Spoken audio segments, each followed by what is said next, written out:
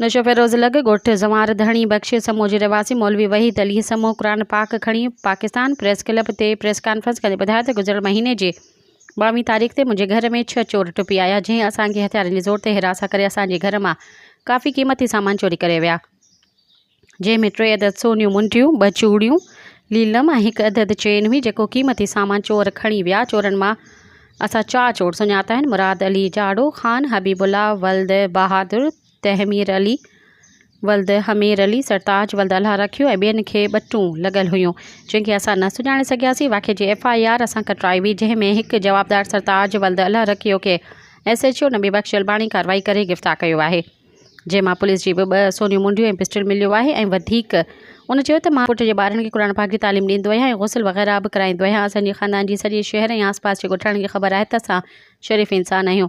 वधीक उन चयो त जेका अॼु मीडिया ते ख़बर हली रहे जंहिंमें मर्दनि ऐं औरतुनि क़ुरान पाक खणी मीडिया खे ॿुधायो त असां हिननि ज़ुल्म कयो आहे, उन लाइ मां प्रेस क्लब ते पंहिंजी सचाई साबित करण लाइ क़ुरान पाक खणी पहुतो। सचाई ॿुधाइण लाइ वधीक उन चयो त क़ुरान पाक लाइ न आयो आहे, तव्हां कंहिंजी चोरियूं कयो पोइ क़ुरान पाक खणी फेरायो। वधीक उन चयो त क़ुरान पाक सचो आहे, माण्हुनि पंहिंजे माण्हुनि खे लिकाइण था चाहिनि।